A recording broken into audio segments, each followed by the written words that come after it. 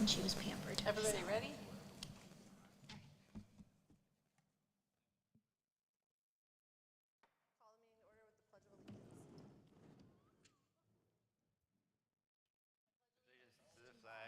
United States of America, to the republic for which it stands, one nation, under God, indivisible, with liberty and justice for all. Welcome, everyone. We had an executive session just prior to tonight's board meeting related to personnel matters specific to specific staff. With that, can we have a roll call for attendance? Mrs. Bennett. Mrs. Eckert. Here. Mr. Franco. Here. Mrs. Goebel. Here. Dr. Perbola. Here. Mr. Widener. Here. Mr. Burke. Here. Mr. Farr. Here. Mrs. Arnold. Here. All right, superintendent's remarks. Thank you. Good evening, everyone. I very much look forward to these few minutes each month just to update the board and our community. Our campus, it's alive. It's alive right now, and that makes me very happy. As you know, school will be back in session for students and staff next week. Teachers officially return to the campus on Monday. Many have been in their classrooms for the past few weeks getting ready. Classrooms look great, schools look great. Day one for students is next Wednesday. Our high school fall sports programs are in full swing. I've been visiting practices and talking with our student athletes each day this week, and there's a great deal of excitement in the air. Earlier today, our schools were open for those students going into grades kindergarten, grade 3, grade 8. Being that they're transitioning to new locations, in kindergarten we're welcoming them for the first time. They, along with their families, got to venture throughout the schools, meet some teachers, talk with administrators. Boy, what a great day. I got to see our administrators present to the families. Mr. Winsek has a booming voice. He definitely does not need the microphone when he's talking to a group. But something that was so impressive is that we had about 90% of students that participated today. So we had about 90% of kindergarten, grade 3, grade 8 students come to see their new buildings. I guess that confirms that I'm not the only person that's excited for the start of the school year. I have a few things that I'd like to mention. On Saturday, September 9th, we will host, again this year, we will host a free immunization clinic for those that are interested. Offering this clinic really allows us to provide an opportunity for parents to get their children's required immunizations. Unfortunately, if students do not have required immunizations and there's not a waiver, they have to be excluded from school. Our hope is that by offering this free opportunity, no one will have to be excluded. It's worth noting that this free immunization clinic is open to everyone, students, their families, members of the community, senior citizens, everybody. In fact, at last year's free immunization clinic, I got my flu shot. That day, close to 150 people from our community signed up and came out to get an immunization. I encourage anybody that's interested to sign up. No one is turned away, regardless of age, address, or even insurance status. It truly is a free event. Tomorrow evening, we will be hosting a back-to-school pool party for our students. We have 3 different age group sessions scheduled, and as part of the event, a number of community agencies will be on hand to talk with parents. There are many, many services available in our county, and we're excited to work with our community partners in getting information and services to our families. The pool party, I'm sure it'll be fun. Over 100 children have already signed up for the pool party tomorrow night, and if parents want more information, please check out our new Facebook site. In fact, you could sign up right from there, and there's lots and lots of information available there. And one of the things we're going to discuss, as part of tonight's meeting, we're going to be discussing our facilities use rates or fees again, and working on a plan on potentially how to better serve our local youth and community service organizations. And I'm certain that we'll have a very productive discussion on that in just a little bit. Finally, I'd like to announce that our November meeting will be moved from Thursday, November 16th to Tuesday, November 14th, and this is due to a professional development course that I'm required to attend. And as always, President Arnold, thank you for the opportunity to address our community And I look forward to a very positive and productive meeting this evening. Thank you. Thank you. Thank you, and extra thank you to whoever fixed these lights so it didn't get too chilly up here. That will be well received come November. We will move to the public comment period. Our typical disclaimer, we will have 2 public comment periods during tonight's meeting. The first will be public comment on agenda items at the beginning of the meeting and public comment on any item at the end of the meeting. There's a 4-minute limit per person per public comment period. When it's your turn to speak, please come to the microphone, state your name and municipality, and which agenda items you're speaking about. All speakers must be residents, taxpayers, students, or staff of the TASD. To object to any board action under Title 65, Part 2, Chapter 7, also known as the Sunshine Act, please go to the mic, state your name, as well as the section and subsection of Chapter 7 you believe is being violated. The presiding officer and/or district solicitor will make a determination on the stated objection. That determination is final. With that, is there any public comment on agenda items?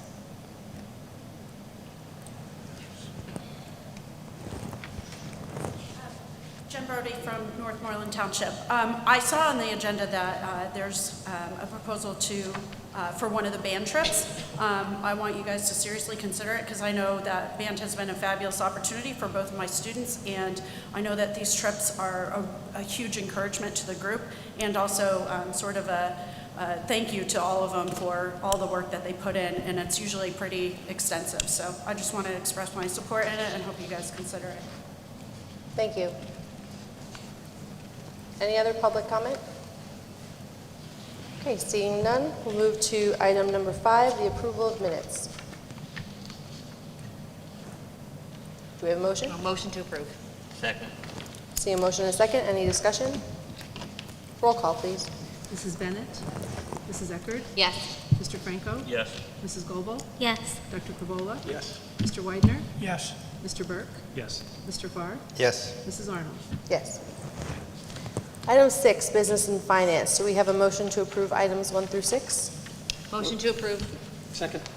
We have a motion and a second. Any discussion? Roll call, please. Mrs. Eckert? Yes. Mr. Franco? Yes. Mrs. Goebel? Yes. Dr. Cavola? Yes. Mr. Weidner? No. Mr. Burke? Yes. Mrs. Bennett? Mr. Farr? Yes. Mrs. Arnold? Yes. Superintendent's report. Good evening again. I'd like to recommend a resolution be adopted approving the personnel report as presented. I would like to note that there is a 1-page supplemental report listed that I'd like you to also consider with the personnel report, and there is an updated bus and van driver list that was added. The one that was listed in the packet, we did find that there was an error on it, so there is an updated list there, so you're considering the updated list. It may become necessary at some point for you to take over this meeting. Motion to approve. Second. We have a motion and a second. Any discussion? Roll call, please. Mr. Franco? Yes. Mrs. Goebel? Yes. Dr. Cavola? Yes. Mr. Weidner? No. Mr. Burke? Yes. Mrs. Bennett? Mrs. Eckert? Yes. Mr. Farr? Yes. Mrs. Arnold? Yes. I need to go back, thank you. I have to abstain to that. I apologize. We'll allow it. Thank you. Thank you very much for passing that. I would like to thank, Mr. Bevan has stepped down from his duty overseeing the weight room. I'd like to thank him for his years of service doing that. Colleen Miss Levy was last year the Assistant Student Council Advisor. She has stepped down from that, and I'd like to thank her for her service. And Corinne Boyd has left our district for another district. She's one of our teachers, and I would like to thank her for her many years of service to our district. Sounds good. Thank you. All right, committee reports. Have any committees met? We have or- a second. Oh, all right. That's fine, too. I'd like to recommend a resolution be adopted approving the conference attendant as listed below there for Mrs. Egan. Motion to approve. Second. Roll call, please. Mrs. Goebel? Yes. Dr. Cavola? Yes. Mr. Weidner? No. Mr. Burke? Yes. Mrs. Bennett? Mrs. Eckert? Yes. Mr. Franco? Yes. Mr. Farr? Yes. Mrs. Arnold? Yes. All right, now committee reports. Do we have any committees that met or need to schedule a meeting? Did we meet We didn't meet, but we need to schedule one, probably like we did the last time, an hour before the meeting, next meeting. When is next meeting? 21st of September. Does that work with you guys? I will not be here on the 21st. All right, well, I don't think I'm I don't think I'm, are we talking the solar stuff, or what do you? it's the solar stuff if we're gonna, I mean, I can provide my input beforehand. we can do something besides that. No, I'm okay with you guys proceeding. We'll just talk beforehand. Okay, that'll work. So, I think it's going to be important that the majority of the board is involved in that, so I'd rather do it as part of a board meeting. I mean, this is like a yeah, $10 million project. we'll do it like so- we did the last time, have it before, so everybody's involved. Yeah. Would 6 o'clock be good with everybody? Bill? 21st. 6 PM on the 21st. Buildings and Grounds meeting here. Did we do it at 6:30 last time? Because we do the executive at 6 and then we do 6:30. We did. Yeah, but we can do it that way. Okay, 6:30. Is that for the next meeting? Yes. Before the next meeting, correct? September 21st, it's right before a board meeting at 6:30. We're going to have a Buildings and Grounds meeting with the subject primarily being solar. There may be other things that get added to it between now and then, but that's the intended purpose at this time. All right, any other committees? Okay. Unfinished business. So we have a motion to update facilities usage rates for approved local community youth organizations. That is a piece of paper that was with it, says draft. Yep, and if it's okay with the board, I think that I'd be happy to answer any questions. I did put this together, so I'm certainly open to your suggestions, and this is just what it states. It is a first draft. Is that, I know in some of our discussions, we've talked about trying to make our facilities more accessible to our youth organizations and our community service organizations, and if that meant, looking at the fee structure. So I did do some research with some surrounding school districts, and I kind of made a hybrid of some of the things that seem to make sense to me that were happening in the districts around us. And basically, I put our fee structure into a format that took, instead of just nonprofit and for-profit, that it really breaks it down into 5 categories, and category 1 being the school use. So if it's a sporting event of our athletes, or if it's a PTO meeting, like that would qualify. Category 2 would be our youth-oriented organizations and community service organizations, so such as our youth sports, Boy Scouts, Girl Scouts, youth archery, but it would also include potentially Rotary, and that would be category 2. Category 3 would be governmental organizations, and then category 4 would be nonprofits with the same fee-based structure that we already had. And category 5 would be for-profit organizations, and again, with the same fee-based structure. So basically, every category other than category 1 is us. Category 1, obviously, if we're hosting a sporting event, we're not going to make the team pay for maintenance coverage. So basically, if there's personnel involved, every group would need to cover the cost of personnel if we're paying overtime costs. So if there's a maintenance need, if there's an AV technician that's needed, if a lifeguard is needed, any outside group would need to pay that because that's a cost that we assume.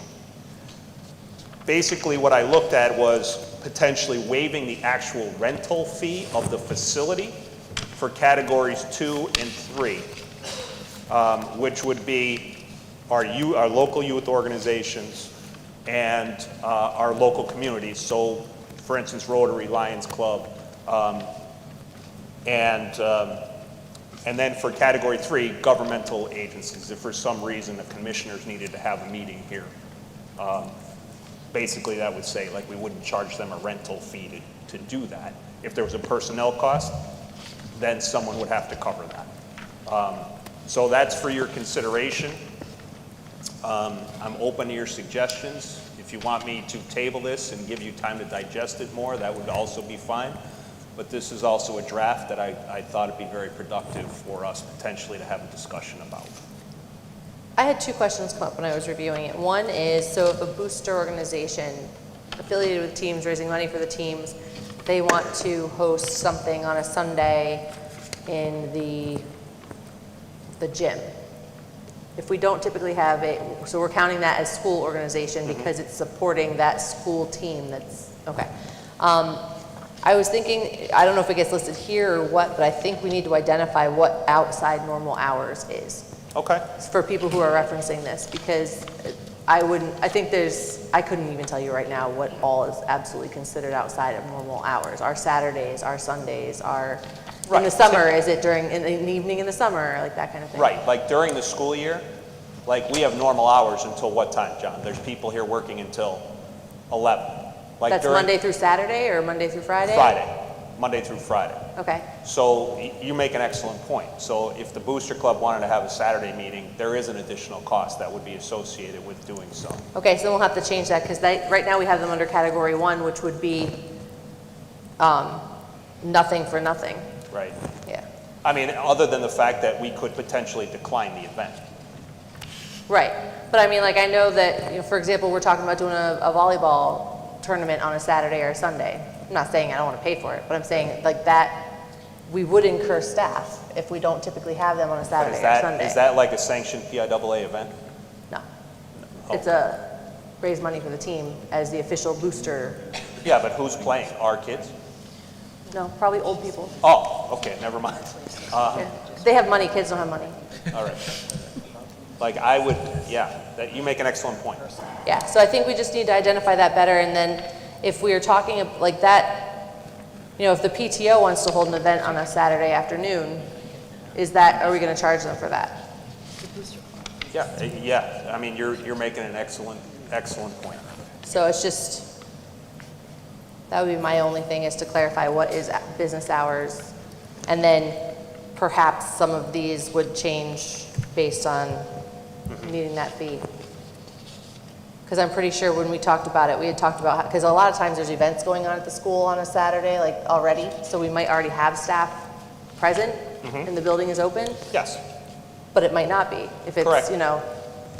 Correct. Some of this, and I know the board is aware, like this came out of some of our local youth groups. When you start to figure out the cost of an event, on a one-day event, it could be potentially thousands of dollars, just because the rental fee plus personnel costs. Oh, right, it came up with indoor soccer, because they're having it at a building that wouldn't be open Right. really at all, and they're having it on a Saturday, and they're there all day long. So they were gonna be paying and they are the ones that have like the soccer scholarships and stuff like that Yes. for the kids in our district, and they were gonna pay for like 8 or 9 hours a day to Yes, have over multiple weeks. over multiple, like 8 to 10 weeks or something like that. Correct. So it really could cut a chunk out of their operating expenses. So I think that the other option is that we have an option to, or something that says, and I guess everything is, it can be waived by the board if we wanted to, if a circumstance doesn't fit in a box. Right.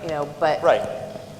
Yeah, when I was looking at category 1, you make an excellent point, outstanding. When I was looking at category 1, I was thinking like, well, if our basketball team is playing the week between Christmas and New Year's, at night, our building's closed, but we wouldn't, that's a school organization. We're going to be open because it's a PIAA. You could easily just bump that adult-based groups down to category 2, and Yes. it meets the same need. But we Correct. just still would need to identify what normal business hours are. Correct. What if you have two different activities going on at one time? How do you split the personnel costs? I don't know. Great question. I don't know how we do it now. Somebody could be using auditorium with a gym, and at the same time, another group could be using a classroom. Yeah, I don't know how we do it now. You wouldn't necessarily John, need do you have any idea? place to. Yeah, I'd have to check, Phil, because the personnel costs are the same, like from what we currently do. So I mean, But And you I think we've waived the requirement to have a personnel there for certain groups, like in the past. like with security, we definitely have. Like Yeah. we determine if there is a security Right. need. Yes, yeah, that's true. Okay. Yeah, The I'll other tweak it thing- again.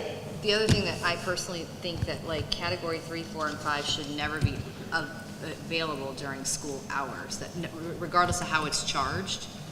My opinion is that the category 1 and 2, I don't even know how I feel about category 2, but 3, 4, and 5, we shouldn't have the opportunity during the school hour for that to any. We wouldn't approve that anyway. Okay. Any But other feedback on excellent that? point. Yes, that was. Oh, no, anybody else have feedback on that? So we want to come back to this, I think, or Perfect. is that the Table it. consensus of the board? Okay. Perfect. Thank you for the feedback. All right, item number 2, motion to rescind PSBA as the voluntary student accident insurance provider for the 23-24 school year and to approve Zurich as the student accident insurance provider for the 23-24 school year. Do we have a motion? Motion to approve. Second. We have a motion and a second. Any discussion? Just why were we changing it? Or what was the change? We got a flyer when we initially looked into this, and the numbers were better originally with PSBA. I spoke to a representative because the current provider ended up matching all the numbers, the premium and everything. And when I talked to PSBA, just so everybody knows, there was a concern that maybe they did something wrong. I talked to them and said, absolutely not. It just became that when a claim happened with PSBA, they didn't work with the broker. It was initially right to the business office, therefore putting extra burden on the business office. The current provider works with the broker, and it just alleviates a lot of extra work on the business department and district. So that's all it was, and the numbers are the same. Okay. Any other discussion? Roll call, please. Dr. Pervola? Yes. Mr. Widener? Yes. Mr. Burke? Yes. Mrs. Bennett? Mrs. Eckert? Yes. Mr. Franco? Yes. Mrs. Goebel? Yes. Mr. Farr? Yes. Mrs. Arnold? Yes. Item 3, discussion on retaining an attorney to review solar development offer. I'll jump in and start the conversation. As you know, we've been talking a lot about potentially a solar project and really trying to do our due diligence to make sure that the projected savings is very much realistic. We did end up being in contact with a law firm that actually has some experience with energy projects, and with the project of this magnitude, it might be in our best interest to just make sure we're dotting our I's and crossing our T's.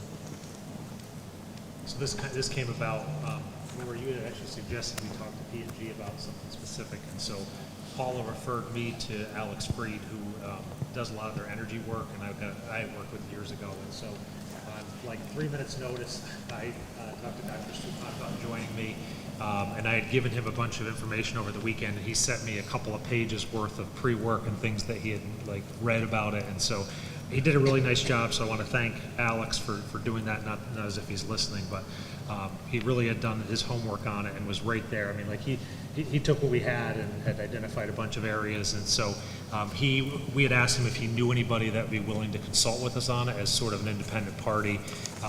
One resource that I had known from P&G was away from it for too long, so he couldn't do it, but he did provide the attorney that P&G uses for their energy projects.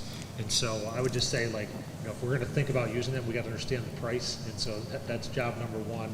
The attorney had emailed us, and I just said, hey, we have a board meeting coming up. Just put a hold on this until we have a discussion about it. But I do think that if we're going to pursue this, that it would, whether it's this attorney or some other consultant, I prefer they get in there, because the more we learn about this, the more we realize we're not solar experts. And so, you know, we can find the right people and ask the right questions, but it'd be good for a third party to review this for us. I'm going to keep going just for a second, and you jump in, Chuck, if you would.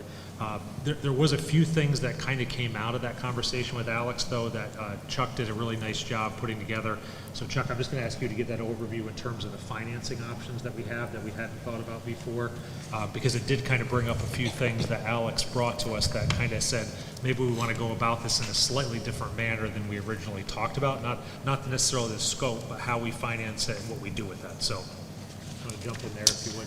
Yeah, so I reached out to our financial advisor for the district. I met with him, have had a couple conversations with him. We're in a really healthy spot in regard to our finances and debt service. So he broke down cost analysis, if we, did the 5-year lease and bought out, but and I did send, I can resend it to the board, the cumulative net cash flow, the profit margin, Andrew and I talked about it. He's in a position where he thinks we should do a 20-year bond from the get-go, buy it out, we're in a position we can do it.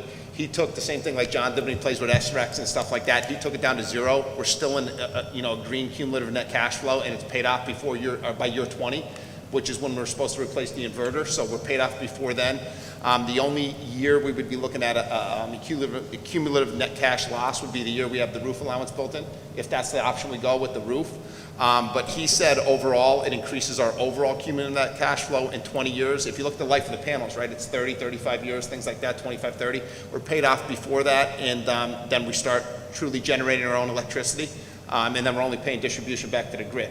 So he recommended strongly that if we were going to do it, he thinks we, right from the start, we do it ourselves. We take out, a bond. We have our amortization schedule for 20 years, and we do it.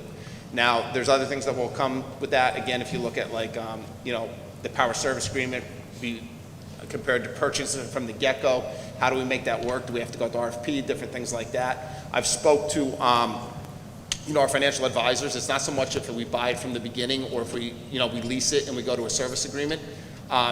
It's the optics in the contract, I believe, that would force us if we have to go to RFP or not. It's purely how we build the service within the contract. So, I got a lot of good information today. Greenworks is CoStar, just so everybody knows, from a procurement standpoint. So, that's kind of where we're at, John. Did that answer your question, Director Burke? Yeah, no, that's good. Yeah, the way that the power service agreement was put together is they basically have venture capitalists that get that 40% energy tax credit. And so if we're doing the bond ourselves, we can take that. And so Chuck's looking into, there's some debate about whether that's a 30% or whether it's going to be 40. 40 is going to be obviously the one, hopefully it turns out. And so, we would like to get the 40 with tax exempt bonds, essentially. So that's like the double win if we're able to get that. We probably haven't answered that yet, right? No, I'm still waiting. They're looking into it. The nice thing about it is the reason, like I was told majority of schools can't do it is because they're not in the financial position we are. Because remember, we won't get that tax credit from the federal government until that we turn that switch on and we start utilizing that. So it could be 12 to 18 months, but we're in a position financially where we're okay. So at the end of the day, if we get that 40% credit on a $9.5 million project, we're looking at roughly $3.8 million back to the district in tax credit, which is huge. Yeah. So we got to look into that a little bit more. The leading option still, I think, is that option 6. Based on what we talked about last time. So it's not the scope that we're looking at, it's just how would we finance this in the best way we can. And then Chuck had met with Penelec to try to do some verification of the numbers, and then he just told me right before here that you got to do it with... Yeah, so I forget the name of this all just happened like 2 hours before the meeting, but Penelec said they couldn't provide the comparative cost analysis of what we would look like with just our 0.079 kilowatt rate, and then if we put solar on our projects. But they referred me to a government agency that does this type of stuff. So I have a Zoom set up tomorrow at 10:30 in the morning. I invited John Shapolsky. I don't know if he knows that yet, but you have an invite. So him and I will hop on it. Congrats, John. And I'll give them the specs. And they said pretty much if I give them the specs, they can generate something for us to look at. Some of the numbers are the numbers. What I'm interested to see is what do they think we'll generate in regard to our size solar project and where those solar panels are, based on our, our longitude and latitude and our geographical location. So it'll be interesting to see. Yeah. I mean, we got to some of the details with Alex around it, like he was questioning, and I think Greenworks did a very nice job. It's just he was trying to figure out, he was kind of like questioning, they were showing only a 15% capacity, and he thought maybe we'd get to 20 to 25, and that's some of the things that the consultants will verify around, like, I think they did present us conservative numbers, and so Alex was wondering, why we weren't generating more electricity. So maybe the numbers with the consultant will come out like, hey, this is a pretty conservative estimate here. So are we talking about a law firm consultant? Yeah. Okay. Yeah. And that's not going to be the cheapest option. I got you. Director But Burke. this is a $10 million No, it's plus It's a project. big, That's right. big dollars. Right. Rather cross our Ts and dot our Is, because we're not experts at it. Well, yeah. Because like we said, we won't know whether this was necessarily the right decision for 15 to 30 years.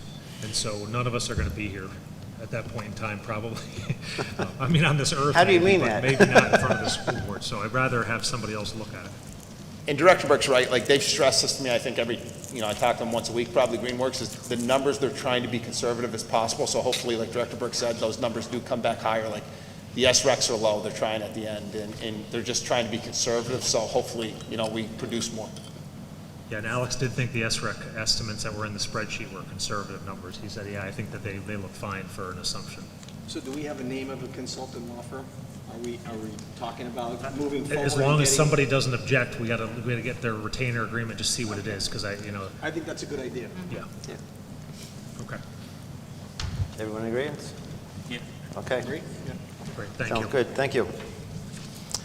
All right, new business, update on right to know requests. Thank you for the summary for 2022-23. In total, for that fiscal year, we received 67 right-to-know requests. All were fulfilled, partially denied, or denied. 7 appeals were filed with the Office of Open Records. 3 were denied, 2 were dismissed, 1 was withdrawn, and 1 was partially granted, partially denied, and partially dismissed. In total, we spent $60,449.06 on legal fees, vetting our right-to-know requests. And since we started tracking on March 1st, so March, April, May, and June, staff spent approximately 65 hours compiling right-to-know requests during that time. So far for 23-24, we have received 1 right-to-know request, and it has been fulfilled, and we spent about an hour processing that right-to-know request. Thank you. Item 2, the visa account is there for your information. Item 3, first reading or retirement of the board policies as listed. There's about 20 of them there. So this will be the first reading. So there's no vote, right? There's no vote tonight, no. That's correct. Item 4, motion to approve September 26th and October 18 as full Act 80 days for the purpose of professional development in science, math, and writing. Looking for a motion? Second. A motion and a second? So Paul, this fits in with our calendar calculation. That would be in addition to the calendar. You're allowed to apply for Act 80 days, which are basically teacher training days. And that is in place of one of the student days. Okay. I don't believe our district has done that in a while, since at least since the pandemic. But there are so many days, like we have 5 teacher prep days, right? In addition to student days. It's very difficult to get people trained on academic goals and what our expectations are, with the amount of mandates that are required, like the required trainings that they have to do annually, eat up almost the whole 5 days. So this is our opportunity to get our teachers some professional development. So this takes place of 2 school days, is what you said, That's right? correct. So my only question on this is a minor point, but are those dates given, or is there any way we can combine them with a weekend, like a Friday or a Monday?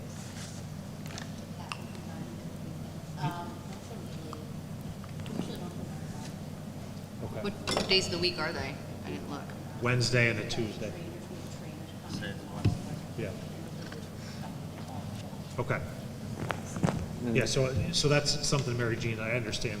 Sometimes they're not available, like Right. opportunities we have in the future. I always prefer to do them Fridays and Mondays because I'm trying to get those blocks. So if people take trips, then they can not have their kids missing school and stuff like that. Understood. Good Yep, point. understood. Yep. So, we have a motion and a second. Any more discussion? Roll call, please. Mr. Burke? Yes. Mrs. Bennett? Mrs. Eckert? Yes. Mr. Franco? Yeah. Mrs. Goble? Yes. Dr. Perbola? Yes. Mr. Weidner? Yes. Mr. Farr? Yes. Item 5, motion to approve student handbooks for the 2023-24 school year. Motion to approve. Second? Any discussion? Roll call, please. Mrs. Bennett? Yes. Mrs. Eckert? Yes. Mr. Franco? Yeah. Mrs. Goble? Yes. Dr. Pervola? Yes. Mr. Weidner? Yes. Mr. Burke? Yes. Mr. Farr? Yes. Item 6, motion to approve the Tunkhannock Area High School's additional targeted school improvement plan. Motion to approve. We have a second? Second. We have a motion and a second. Any discussion? Seeing none, roll call, please. Mrs. Eckert? Yes. Mr. Franco? Yes. Mrs. Goble? Yes. Dr. Pervola? Yes. Mr. Weidner? Yes. Mr. Burke? Yes. Mrs. Bennett? Yes. Mr. Farr? Yes. Item 7, motion to approve the overnight field trip to Boston for the 8th and 9th grade jazz band, April 25th to 28th, 2024. Motion to approve. Second. Any discussion? Enjoy the trip. Roll call, please. Mr. Franco? Yes. Mrs. Goble? Yes. Dr. Pervola? Yes. Mr. Weidner? Yes. Mr. Burke? Yes. Mrs. Bennett? Mrs. Eckert? Yes. Mr. Farr? Yes. Item 8, approve an application for payment, number 3, to TJ Cannon for the high school fire alarm in the amount of $130,000, 15 and 62 cents. Motion to approve. Second. Any discussion? Roll call, please. Mrs. Goble? Yes. Dr. Pervola? Yes. Mr. Weidner? Yes. Mr. Burke? Yes. Mrs. Bennett? Mrs. Eckert? Yes. Mr. Franco? Yes. Mr. Farr? Yes. Item 9, motion to approve an agreement with Remind as a district-wide parent communication app. Motion to approve. Do you have a second? Second. Can I ask a question about that? Discussion. Sure. Oh, okay. No, Go ahead. What Go is, like, is this replacing the thing where I get a text and a phone? Like, is it gonna fix that? At the end of last school year, and speaking with some stakeholders, some parents, and they were getting various different ways of communicating that teachers were communicating with them. Some used Remind, some were using Class Dojo, some were only using the portal. And if you recall, we did a survey that we actually, a very simple survey that I think it had 3 questions on it about the preferred method for how they got contacted. And overwhelmingly, it was people like Remind.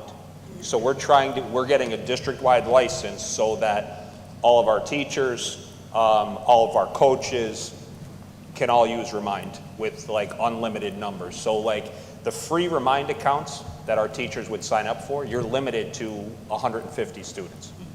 So, there's a number. You're limited to an amount of students. With this license, we have, we could set it up and everybody could utilize it. So the communication will all come the same way. So I'll still send my all calls just because, I don't You know, like doing maybe, it? You like to hear yourself. maybe I'd like to hear myself talk a little bit, but I'd like to get out positive messages, but Remind is a very valuable tool that I think, So are we encouraging our coaches, our teachers to everybody. use Remind? yes. So It's this is it, not then- really encouraged. It's No, you're gonna do it. That Like, is the this is standard. how you're gonna do it. So we're not gonna get the community come and say, hey, Mr. So-and-so does this, Miss So, okay. No, Remind. Okay. like, oh, they use Class Dojo, it's coming out that way. They're only using the portal. Nope, let's use Remind. And if you still want to put something in the portal, great. But if you want to communicate with parents, use Remind. This also will allow staff members that want to download the app, like, they can make a phone call through the Remind. So if they wanted to contact, some people are very protective with their cell phone numbers, and I can understand that. But if they wanted to contact a parent, they could call right through the app. And it would actually pop up who was calling, because it would say, Miss Smith, second grade teacher is calling. So this came directly out of the feedback we got from the parent survey. Elk Lake, I know, is using it or has used this in the past. Oh, it's really good. Okay, we have a motion and a second. We have a roll call, please. Dr. Pervola? Yes. Mr. Weidner? Yes. Mr. Burke? yes. Mrs. Bennett? Yes. Mrs. Eckert? Yes. Mr. Franco? Yes. Mrs. Goble? Yes. Mr. Farr? Yes. Mrs. Arnold? Yes. You do number 10? No, you got it. You're good. Okay. Additional public comments.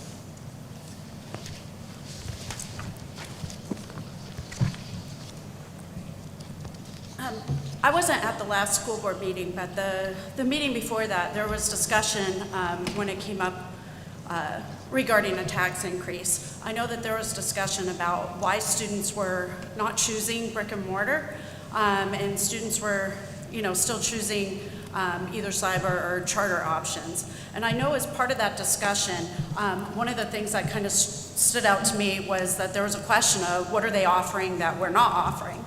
And as that was said, like my immediate reaction was, it's not what they're offering that this school isn't offering, it's what this school is offering that a lot of parents don't want. So when I think of, when I was considering where my kids were going to go to school and whether or not they were going to continue within the district, I know one of the things that I was concerned about are a lot of the social engineer programs that are really supported and being pushed by Pennsylvania in the School Board Association. And I know that we have close ties within our board here to the School Board Association in Pennsylvania, and we don't typically act independent from what I see, and just kind of working along with parents and along with the taxpayers of the county, but we're more following the agendas of what Pennsylvania is putting out.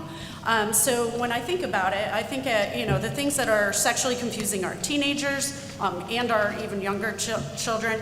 I look at critical race theory. I know that I pushed multiple times to try to get a Battle of the Books team put together, and they did a mini version of that here. All 5 books that were selected all had to do with racism.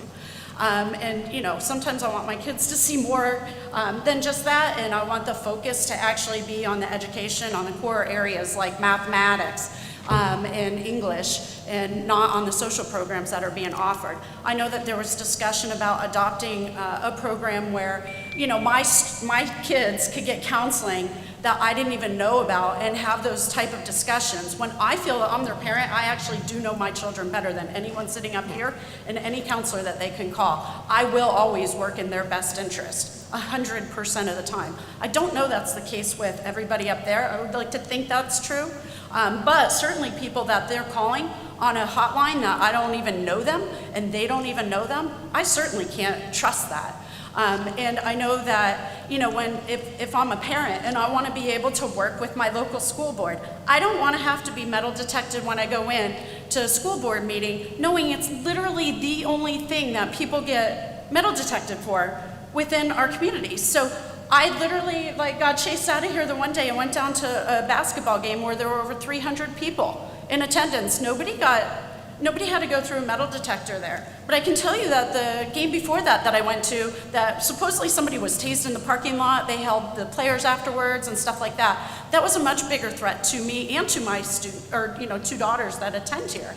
So when I think about, what are they offering that we're not, it's really the other way around. It's what they're not offering that I'm much more interested in those type of options as a parent, because I don't want those things being, the primary focus and the things that my kids are being exposed to and taught. I don't want my kids walking down a hallway where, girls are wearing a bra with a little jacket over that they take off during class. Even as girls, are they going to be distracted by that? No, I would think that they're not going to be distracted by it as much as the boys would be distracted by that. But on the other hand, I know that I have to battle with my kids to dress, modestly. Because most of the kids in the school, I don't see that. They're not dressing modestly. There was no enforcement of the dress code. So that made it much harder as a parent to try to convince my girls that that's the right thing to do. If they're at a charter school or something else, there's much different standards. So when I look at, if I'm making the choice as a parent, if my kids go here, what this brick and mortar is offering, that's the stuff I don't want. And I think a lot of parents are making the choice to send their kids to, within different cyber programs or different charter schools, not for what's not being offered through them. And the relationship that they can have with those people. They're recruiting parents. They're going in, they're talking to them, they're being friendly, they're inviting them in.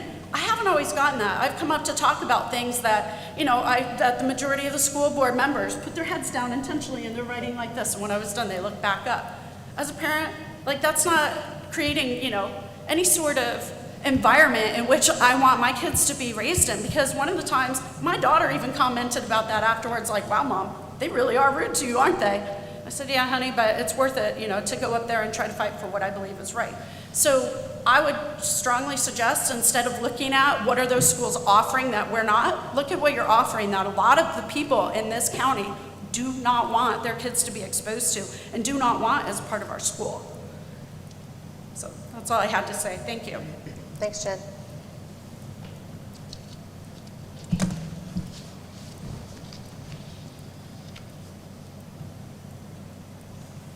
Good evening, everybody. First of all, I want to start by trying to clear the air. Don't make a lot of these meetings because my schedule doesn't allow it, but the last meeting I was on, I had asked a few questions. They weren't answered, so I sent an email off to Mr. Doherty. Mr. Doherty, I just want to clear the air with you because the questions weren't answered, and that's fine. But you commented at the end saying, I hope this is not the start of an adversarial relationship.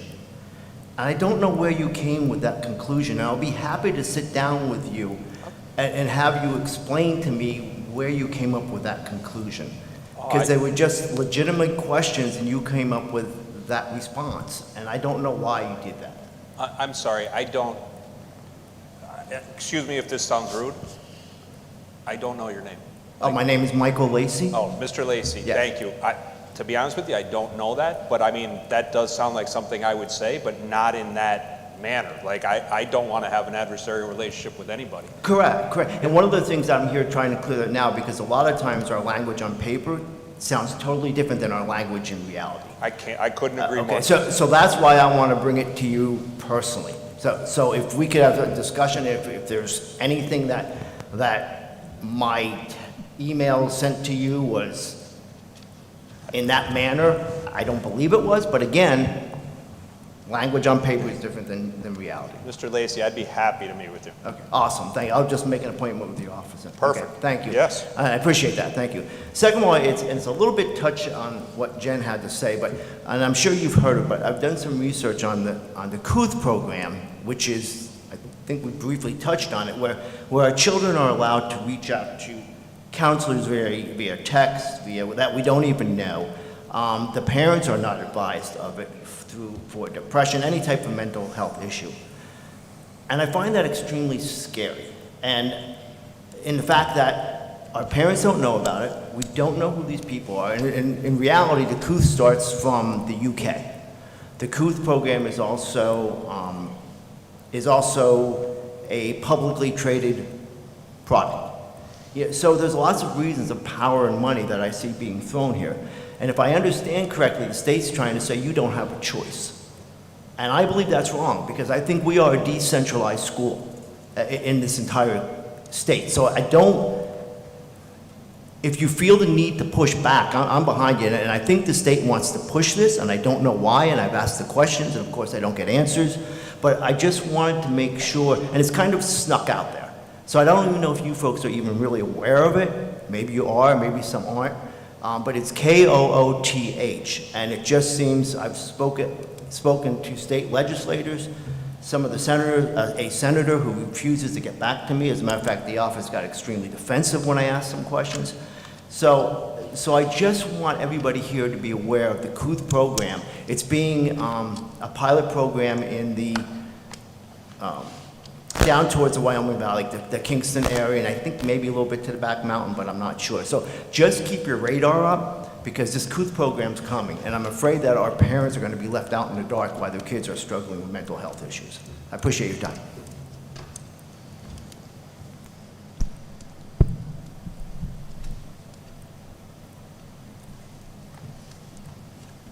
I can't speak for anybody else, but I am aware of that program, and it isn't something that I personally would support here.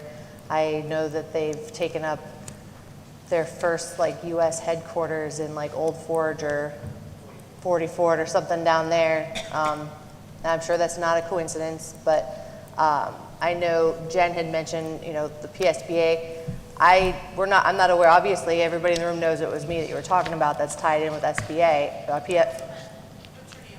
Okay, so if there's something, you can Google the Pennsylvania School Boards Association legislative platform. This is what we are allowed to advocate for as a group. And there's actually a platform committee meeting for PSBA on the 26th that I'll be attending because I'm part of that committee. if you look at that and you see something that's egregious, I mean, we kind of have a good idea of where our differences are here, and I'm not going to die on a mountain over something that's, maybe we just see it a little differently. But if you see something that's egregious, send me a message. I'll take a look at it, and because I can tell you from being on that platform committee in the past that the executive leadership at the PSBA in Pennsylvania, I can't speak for other states, they try to stay very central. They don't want to get on any heavy right or left, and that's why when the U.S. School Boards Association took that stance that parents coming to school board meetings were terrorists, Pennsylvania School Boards Association left that association. They're no longer part of the United States School Boards Association. And they worked with other states like Florida's School Boards Association to create a new, it's CAS something. And just for clarity, I actually work with Attorney Audi in that. Okay. All right. Anything else, Laura? I have something. Phil was moving right along when you stepped out of the room. He got us going, I guess. I offered him $50 if it was over before I got back, and it didn't work. No, I'm kidding. That didn't happen. I need to go back to number 5, the student handbooks. I just have a comment about the student handbooks. Nicely written, but I have some concerns. If we're going to hold our students responsible for what are in these handbooks, I expect from the top administrator down to a kindergarten student also be held fully responsible. Example, the dress code. If we're going to demand our students buy a handbook and enforce it, which has not been enforced in many years, let's hold the higher ups and our teachers, our educators, let's also hold them responsible. That's all I have to say. I definitely understand what you're trying to say here. There have been a lot of questions on social media recently about what's going to happen with the dress code at the high school with the new principal. So I'm not sure if you've gotten those questions yet or not either, but that discussion is happening. It was actually, I was asked like 4 times before I came to this meeting tonight if we were voting on a new dress code. And I'm like, well, the board I think dress code would be great. The board doesn't vote on a dress code, like or dressing rules or whatever. That's set up however it's set up. I can also say that we can't dictate anything on the teachers too terribly specifically unless I understand that, but yes, I mean, we want everybody to be professional. Absolutely. Everybody needs to be professional, and if we're going to hold our students to a standard, the people that expect our students to be successful also need to be held at a standard. I'm sure you've probably already heard, like, this is a controversial subject in our district because there are 2 factions of parents that some believe there shouldn't really be much of any rules, and then there's some that believe it should be far more strict, and then there's the people that fall in the middle. But good luck with that. Welcome to Tunkhannock. I mean, so here's my opinion on that. When we have regulations that aren't enforced, we either have to change a regulation or we have to enforce it. And the current dress code is unrealistic. So I believe it says that shorts have to be below the knee. Like, they don't even make shorts below the knee for women. Like, good luck finding it. Yeah, I mean, so I mean, there's a reasonable amount that you can do, and so I don't want to be on that committee. So I'm not going to be on that committee because it's a very tough thing to do. But one of the things that you might want to do as a new administrator is just check it out and see what's there, and then we can, at least if we told parents, hey, we're going to review it or get input from a wider group. But it is a rabbit hole that we just got to decide as you're onboarding how quickly you take that on too. So. And I agree with John completely. And looking through this, like, we need to review these handbooks and kind of bring them up to today's time. This is from like 20 years ago. And we grow and we evolve. I'm just saying, like, we've had this conversation. There were questions before next school year. We may want to review it, make some changes after the new administration observes. You can't change the expectation too drastically 7 days before school starts. I agree. Parents have already been shopping, everything is purchased, but like you're saying, I like, think there's a lot of issues, this isn't the number one, so we gotta Right. prioritize what we work on and when, and so. Right, what I'm saying is, Right. let's review these handbooks before the start of next school, and whatever the new administrators see, where they feel changes need to be made, we have a whole school year in the summer to work on updating the handbooks. because we were having this discussion pretty heavily when I first got on the board around 2015. And at that time, the argument was whether or not an 8th grade girl could dye her hair pink. And there was people who said, it was somewhere in one of our handbooks that said you could not have an unnaturally colored hair color. Yep. If you had blonde hair, you were allowed to dye it brown, but if you had brown hair, you weren't allowed to dye it pink. And we had a lot of conversations and emails about this, and ultimately, guess what? That's not legal. You can't tell somebody what color their hair has to be, any more than you can tell them they have to shave their head. But, these things do change, grow, and evolve. We've had conversations, I'm sure if you looked up Tunkhannock dress code or something on Facebook, you could find old conversations from 2015 where it's like, who's going to be the person with the ruler in a girl's crotch measuring to see how high or how many inches it is from somebody's whatever. Right, yep. So it gets a convoluted and complicated, but we're also not reinventing the wheel. And, good luck. I think one thing that I just want to make sure is said though about this or the dress code or whatever is in the handbook, all of the stuff that's in the handbook, not whatever, the stuff that's in the handbook that's our standards. We agreed that's the standard. We may not like the standard, like John said, we could change the standard. Nobody gave it to us as the standard, but it is the standard, and as soon as you don't follow it, then whatever you let become is the standard, and before you know it, you have no standards, and that's what Jen was talking about. So we just, it is really tough. I don't envy you, but if you could just hold the standard of whatever is written in there, and we can certainly change it.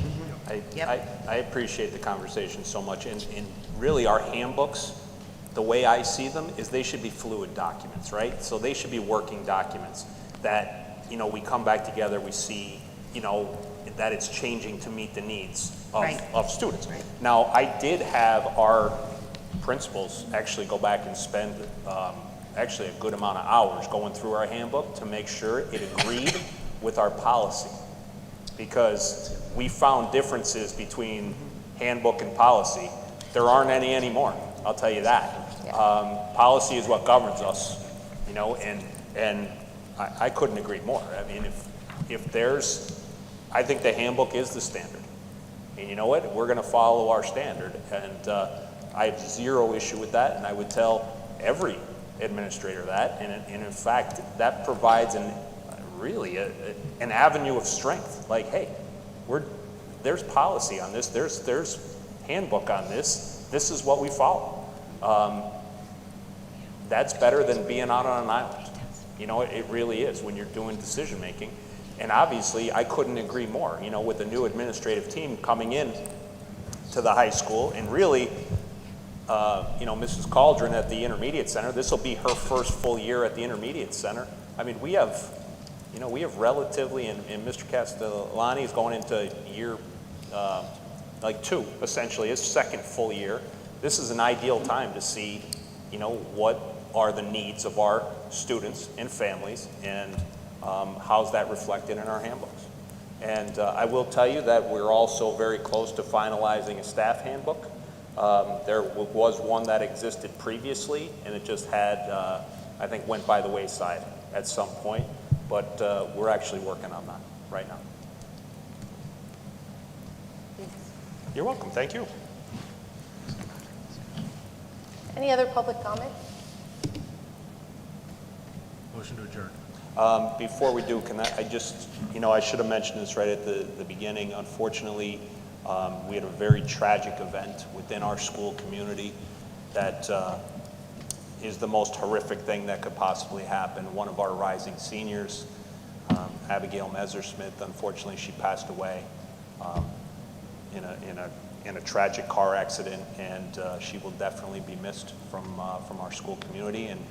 And you know what, my heart, just as a parent, I can't even imagine what her family is going through, but just, please keep her, Abigail, and her family in your thoughts and prayers.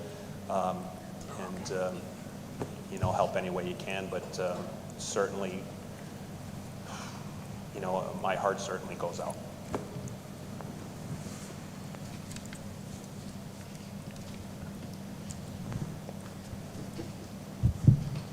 We had one motion to adjourn. Second. Meeting adjourned.